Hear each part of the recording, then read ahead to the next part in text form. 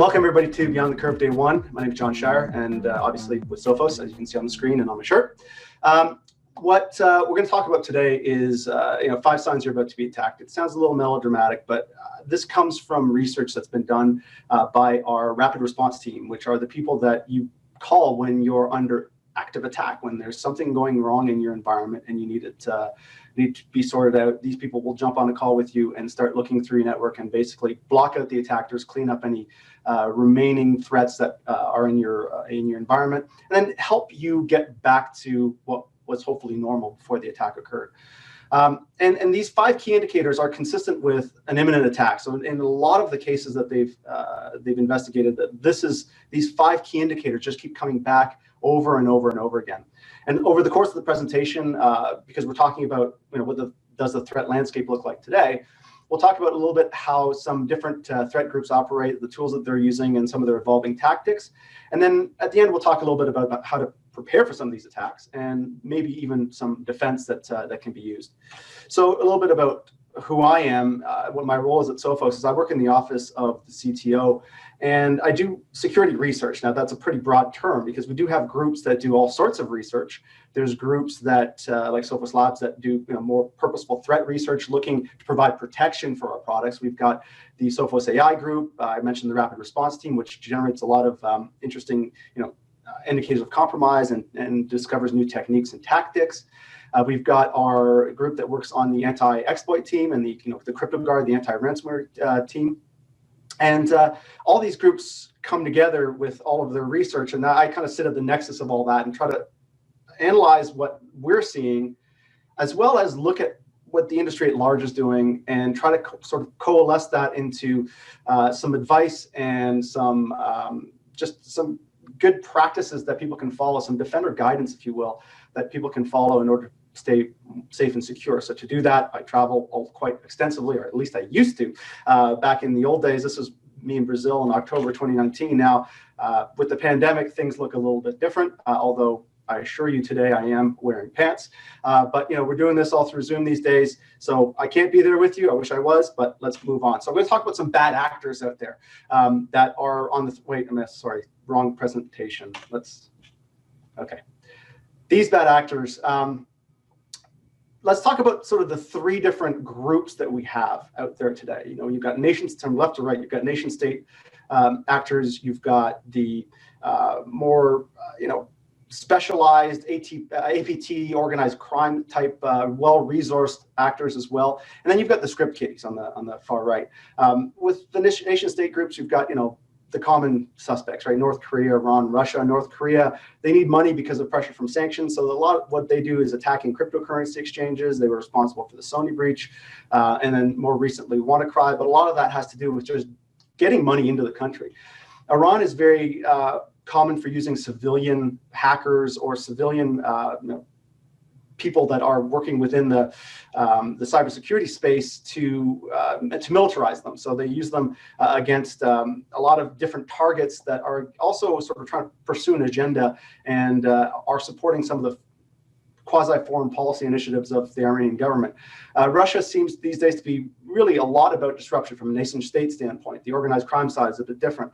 It's disruption, social influence, really for global election meddling. And we've also seen some kinetic attacks against Ukraine in the past as well. So NotPetya comes to mind, as well as some of the other attacks like the black energy attacks against the power grid.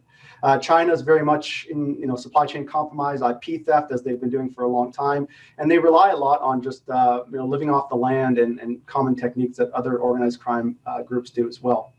And then on the APT, sort of non-nation state affiliated side and the organized crime side of things, we see a lot of specialization. So there's groups that are well-resourced and very skilled.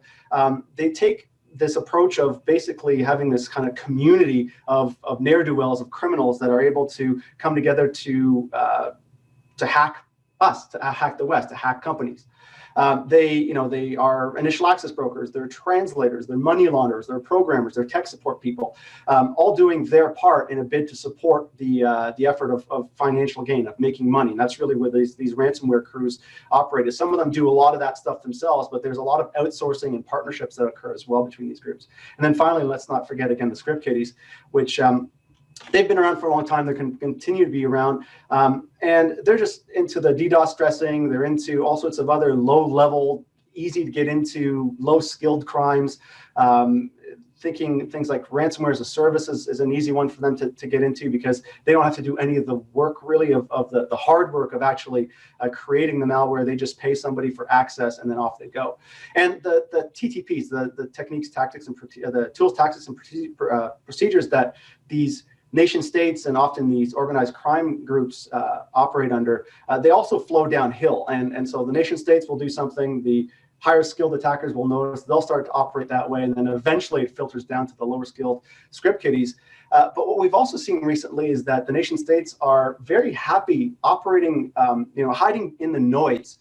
We've seen a lot of them start to now do more living off the land and more blending into the background by using the same tactics and tools that the APT groups, that the organized crime groups and the script kiddies are using, just to confuse things a little bit. Maybe some false flag operations is part of that, but really is just to evade detection, as opposed to burning some bespoke tools or some bespoke 0 days. They'll actually use things that are commonly used by other cyber criminals. Now, almost 2 years ago, I was warning about supply chain compromises as something to really worry about. And some of you who might be partners of Sophos who come to the partner conference might have seen this presentation. And back then, we're kind of demystifying the difference between what supply chain compromises, the traditional thinking was, which is, supply chains relating to the military or the energy industry or shipping and logistics or elections, those kinds of things. As we've moved on, we've realized that there are plenty of examples already of supply chain compromises that have been in the news up to that point. This is April 2019. We'd seen the compromise of ASUS. We'd seen the compromise of Medoc, which was the Ukraine software company that was implicated in NotPetya. And maybe closer to everyone's heart in the audience here is things like Kaseya and ConnectWise, who have been routinely abused in order to get into networks and sort of do this sort of one-to-many hack, right? Where if you can access an MSP's console where they have remote access to many of their customers, then you now have an easier route to in most cases, ransoming a whole bunch of different companies all at once, as was the case with the 22 Texas towns back a couple years ago that were hit by Revel ransomware. Now, the thinking, which I've done a little bit of digging recently on this to sort of confirm, but the initial thinking was that this was a compromised MSP. People got into the remote access software and were able to then jump from there to the different municipalities and were able to encrypt their files. There's still some discussion about whether that was the case or not. However, this is a likely tactic and has been used more often than not by some of these sort of mid to lower level ransomware criminals. We've seen it with a dentist practice software that was used a couple years ago as well to encrypt a lot of the files belonging to a whole bunch of different dental practices as well. So let's talk about, and as we go through this, I'm going to focus mostly on the mid and lower tiers, because the nation states, the reality is if they want to get you, they're going to get you. But there's a lot of stuff you can do if you are trying to protect yourself against the ever-present ransomware of today. There's a lot of stuff you can do that will actually help you against the most pernicious of adversaries as well. And the first thing we need to talk about is initial access. And let's contrast that a little bit by looking at how, the one extreme to the other of initial access. Some of you may have heard the story from last year of Tesla thwarting a potentially rather devastating attack. And the way that this occurred was there was an individual contacted an employee of Tesla. They were both Russian nationals. One was an expat living in Nevada, working at the Gigafactory in Nevada. And he was contacted by a friend of a friend through WhatsApp and said, "Hey, I'm coming over to the U.S. I want to know if you can kind of show me around." And the person said, "Sure, why not? It'd be great to talk to somebody from back home." And when they finally got over and they got through all the pleasantries of showing them around, they finally kind of came out with the real story, which was, "Hey, we want you to put some malware on Tesla's network, and you've got the choice. We're actually going to give you a USB stick, or we're going to send in a malicious email. You get the choice which one you want to pick. And for this, we're going to pay you $1 million." They said, what the malware was going to do was actually it was going to create a sort of a DDoS that is a distraction for the real purpose of the attack was to exfiltrate sensitive documents from Tesla. Now, fortunately for Tesla, the employee refused to go along with the scheme. Now, the people behind this had already allegedly made millions of dollars from ransoming other organizations. And so it really proves that the money that is being fed into these criminal ecosystems goes to fund more brazen operations. Now, fortunately for us, not all criminals are this well organized. When it comes down to initial access, for the vast majority of what we're seeing out there, it really relies on three separate things. There's the abusing of vulnerabilities, there's email, and then there's RDP or other remote services. What's interesting about the abusing of vulnerabilities is the CISA did a report last year, which was looking at the most abused vulnerabilities. And of 13 of 15 of the vulnerabilities that they identified, actually only required an update or an upgrade of that software in order to close that hole. And in 2 of the remaining 15, it was basically following best practices, so doing things like turning on multi-factor authentication or making sure that you're using HTTPS or just basically following vendor recommendations on how to configure the product to be the most secure and most effective. And when we look at RDP, there's 3.7, I took this screenshot earlier today, 3.7 million exposed hosts on Shodan. This is by no means an exhaustive search. This is a very, very basic search. I just put in remote desktop and see what pops up. And you see 3.7 million hosts that are exposed to the internet today. Now, some people might think, okay, well, given the amount of hosts available to attack, there's probably hundreds of millions, right? What does this number actually represent, though? Is it really 3.7 million, or does each one of those represent another 10, 100,000 different computers behind that host, if exploited, that now the attackers have access to? And when we look at things like RDP markets, where these initial access brokers, they'll scan the internet for any kind of open access. They'll brute force their way in, and there's different tiers here again, where there's some that just simply break in for the first time and then resell that access. There's other ones that kind of groom the target a little bit, where they make sure that they've got persistent access and they've got the right level. So they've got administrator access, for example, as you can see with the screenshot here in one of the columns where it says, yes, we've got admin rights to that system. They'll groom the targets, and then they'll sell those for a higher price because they've got more confidence that the person that's buying this off of them will be able to then engage in further crimes and further penetrate the network at leisure. We see all sorts of different services as well from the email side that are for sale. So this is another portal on the dark web that you can access, and they're reselling all sorts of services that you can use for spamming or just for building infrastructure to do spamming. And then you could end up reselling that as well. But one of the big threat actors out there that's been around for quite some time, since about 2014 now, is a piece of malware called Emotet. And Emotet really starts to show the way that these criminal groups are working together and these partnerships that have evolved over time, where an Emotet infection very much always leads to something else.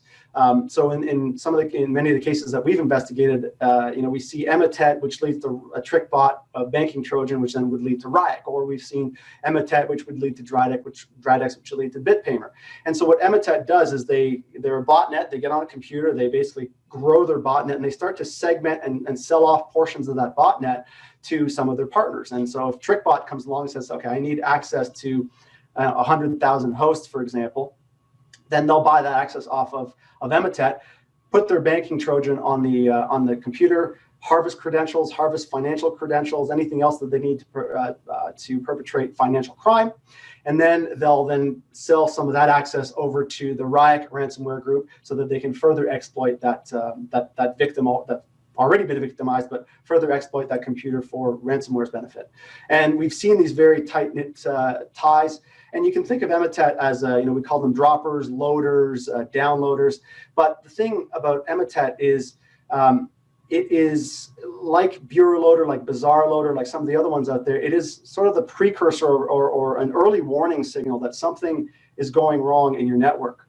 that there might be something that you need to look for, that you need to hunt down to determine whether you still have an active adversary or not.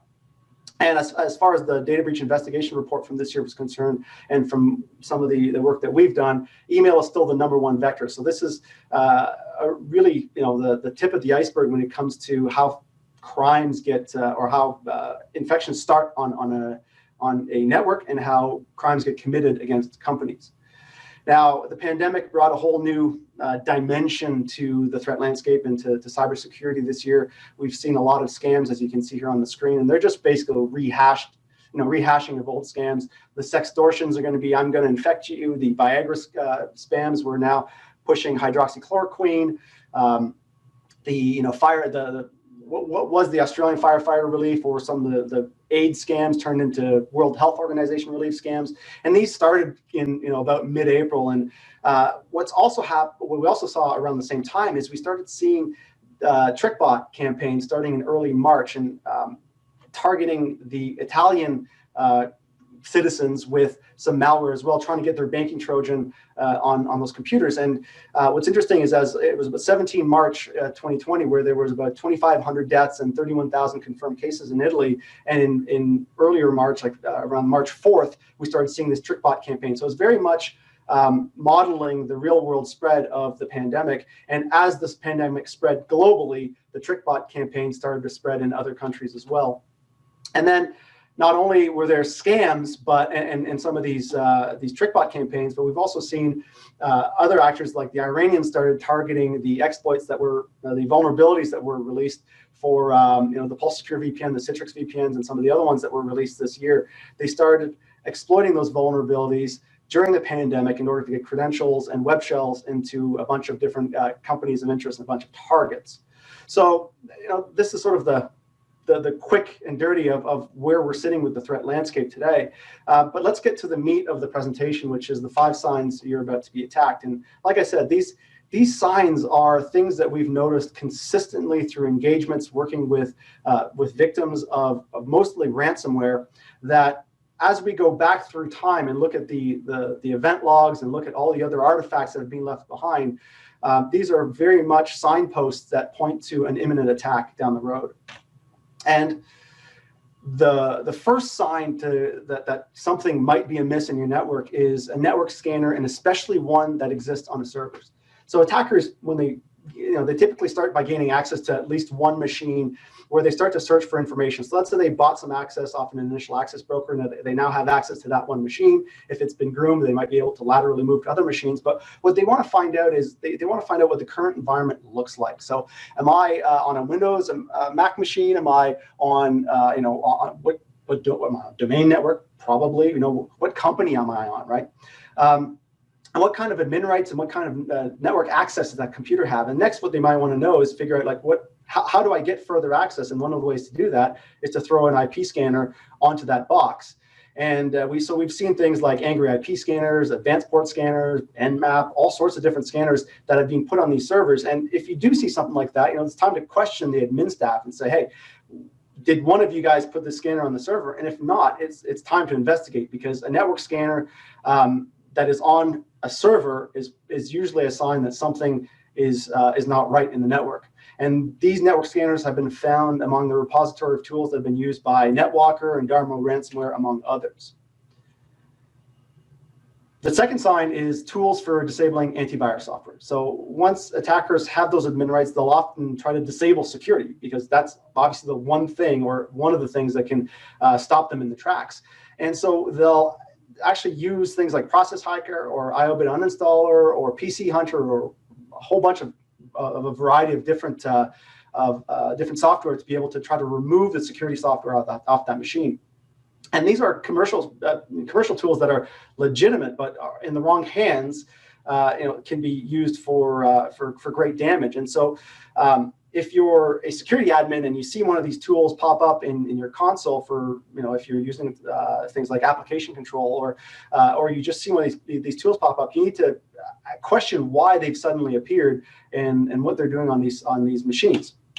Now, another massive red flag, and one that should be investigated immediately if found, is the presence of mimikatz on any machine anywhere. And the first obvious question is, well, okay, is this a pen test? If it's not, is it one of my colleagues in the security team that's doing something? And if no one can vouch for why mimikatz is on any machine anywhere, then this is the time where you really need to start hunting and figuring out how did that piece of software get there, and then how do we get it off, and how do we make sure that we don't have a wider breach or a wider attack that we need to contain. What we've also seen is not just the use of mimikatz, interactively or proactively within the network, but we've also seen people dumping Active Directory and password files, for lack of a better term, basically extracting those and then cracking them offline. So mimikatz is a tool that can be used both online and offline. So if you're seeing funny stuff going on with dumping LSAS, for example, you can dump LSAS to a memory dump file and then crack that offline. If you're seeing things like that, you really need to start investigating quickly and figuring out why are they here, and then basically take your environment back. And again, this is one of those tools that has been used along with these bespoke PowerShell scripts. Has been used by a lot of the ransomware crews that are operating today. And then another sign, the fourth sign, is that you've got these patterns of suspicious behavior. So let's say you've got detections or interesting detections, or just this one particular detection that happens every single day in a repeating pattern. That can often be an indication that something else is going on, even if other malicious files have been removed. So let's say you've got an Emotet detection and cleanup in your console, but you keep seeing something else pop up that's just suspicious. It might be that Emotet infection has brought in something else that is now latent on your network and trying to cause more damage. And in security teams, as they see these detections happening over and over again, they need to, again, ask themselves, why is this stuff coming back? Why am I seeing this detection, even though what we would think was the alleged source has been already cleaned up? And as incident responders who have done a lot of these can attest, when things like this happen, it's because something bigger is about to happen. So what they're typically doing is they're trying to figure out, well, are they running specific tests to find out what the likelihood of success of their final attack is going to be? And that's the final sign, is these small test attacks that are happening in a few computers on the network, in order to see if the full attack is going to actually be successful on that particular network. And so if they see that the security tool stopped the attack, they might change their tactics and try again a different way. And we've seen that happen. Actually, we've seen some in some of our investigations where we and the attackers were on the network at the same time. We would stop something, and then we'd see them come back either hours or days later, try something else. We'd stop that, and so on and so forth. And the attackers know that this will show their hand when they start doing these test attacks, and they know their time is limited. But if you do see something like this, it's often a matter of hours potentially before a much larger attack is launched, and you find yourself under the clutches of something like ransomware, which is really the one threat that is ever present today, that's causing untold billions, and if not trillions of dollars of damage worldwide. So who's behind a lot of these? So we talked about the different categories of actors sort of globally in the threat landscape. Let's spend a minute now to talk about some of the threat actors within the ransomware ecosystem. And we've got the low-skilled guys again. We've got things, the ransomware as a service operators like Stop and Dharma. We've got other ones that focus mostly on the social and extortion side. Those are the formerly the Maze, the Ryaks, the Revels, the Doppelmayers. And then we've also got sophisticated attackers like Ragnlocker and Wastedlocker that are really pressing the boundaries and pushing the envelope in terms of the kinds of things that they can do. Ragnlocker is a great example of that, in that in an attack earlier this year, they went so far as to deploy a 122 megabyte hypervisor, that was loading a 282 megabyte Windows XP VM, all to deploy a 49 kilobyte ransomware executable. And in that particular attack, they demanded an $11 million ransom. And these are what we think of when we talk about big game hunters, the ones that are very much hands-on. They know what they're doing. They're very methodical. They prefer that hands-on, the interactive access to their targets. And you can think of these guys like professional criminal pen testers. They won't give you a nice report at the end, though. They'll just give you a ransom demand.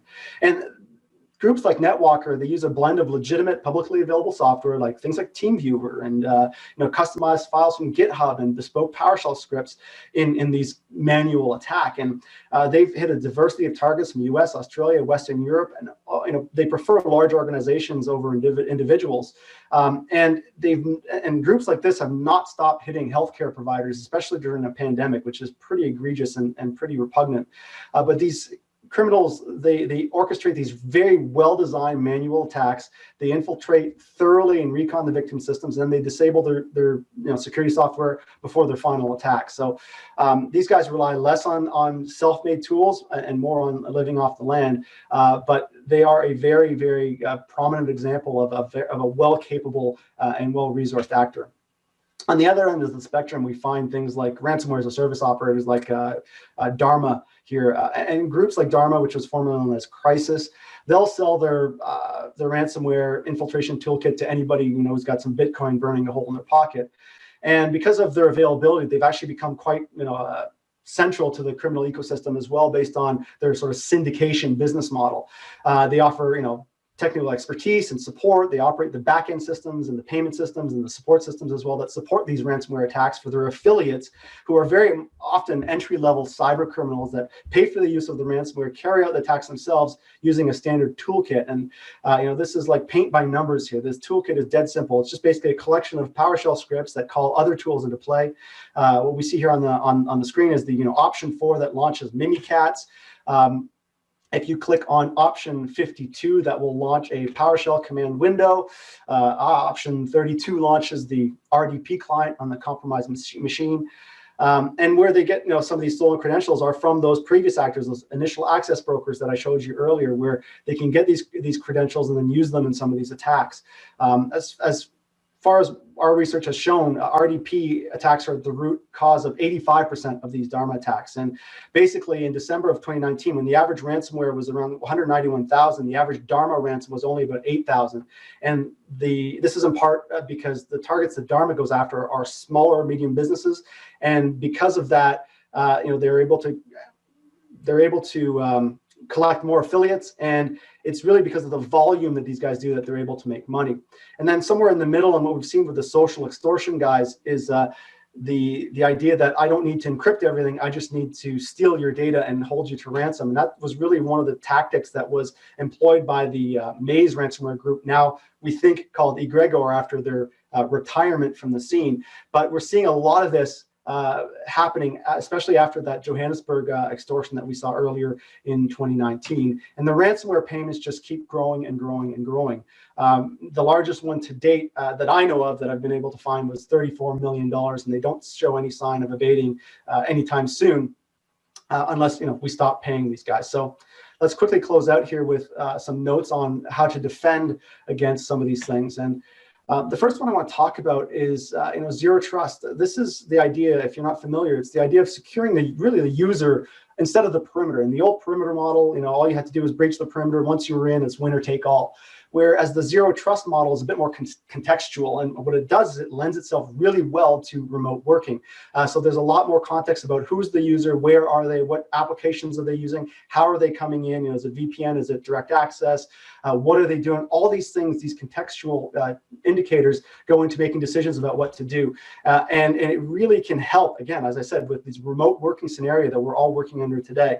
And I know it's not for everybody, but it should seriously be considered if you're not doing this today as part of your security strategy. Another way is, I've long been an advocate of security cultures.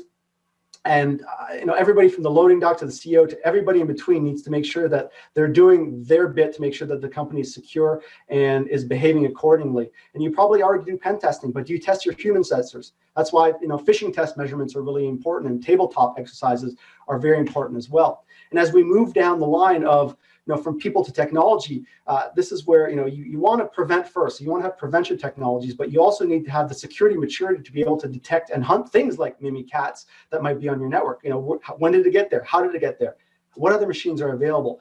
And if you're able to do that, then you can detect things like Emotet, which is like the digital HIV, where once you get one infection, you're subject to all infections. And if you're not using things like EDR, you're operating blind in this context. And then the final thing is you need to plan for a ransomware attack. You already probably have plans for business continuity and disaster recovery, but do you have a plan for what happens if you get hit by ransomware? Most companies probably don't. You need to start thinking about these things now, and you need to think about how you'll react and how your business will survive a ransomware attack. So, let's find opportunities now to make these incremental, if not drastic, improvements to security. Let's not leave it till tomorrow or to next month to do that. So with that, thank you very much for letting us speak. Just if there's a screenshot you want to take, here's one with some of the various news sources that we have at Sophos, and enjoy the rest of the program.